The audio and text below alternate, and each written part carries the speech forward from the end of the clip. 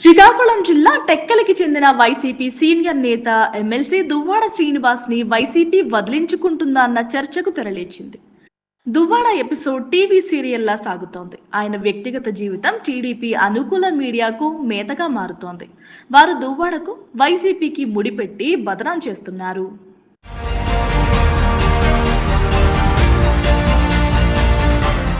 దీంతో వైసీపీ పూర్తిగా ఇబ్బందుల్లో పడుతోంది. దువ్వాడ భార్య, కుమార్తెలు ఒకవైపు తమకు న్యాయం జరగాలని పోరాటం చేస్తున్నారు.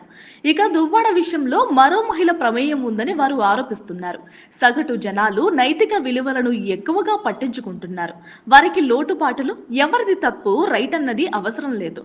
పైపెచ్చు వైసీపీ అధినాయకత్వం చూస్తే తరచూ విలువలు, విశ్వసనీయత అని చెబుతూ ఉంటుంది.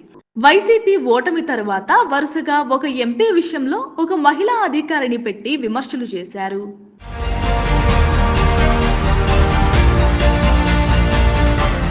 ఆ విషయం అలా ఉండగానే ఇప్పుడు దువ్వాడ ఎపిసోడ్ తో సోషల్ మీడియాలో వైసీపీ ట్రోలింగ్ కి గురవుతోంది.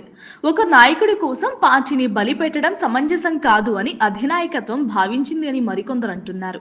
అందుకే దువ్వాడను పార్టీకి ఎమ్మెల్సీ పదవికి రాజీనామా చేయమని అధినాయకత్వం ఆదేశించిందని చెబుతున్నారు. ఆయన దారికి వస్తే సరే, లేకపోతే కఠిన చర్యలు తీసుకుంటారు అని ప్రచారం సాగుతోంది.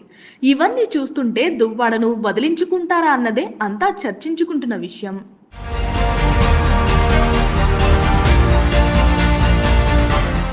దువ్వాడ వైసీపీకి దూరం అయితే అప్పుడు ఆయన ఏమి చేస్తారు అనేది కూడా పార్టీ వర్గాలు ఆలోచిస్తున్నాయి. బలమైన సామాజిక వర్గానికి చెందిన దువ్వాడకు నోరే బలం.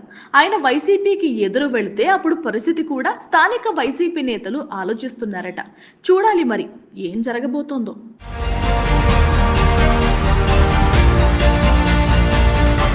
Please subscribe Dot News.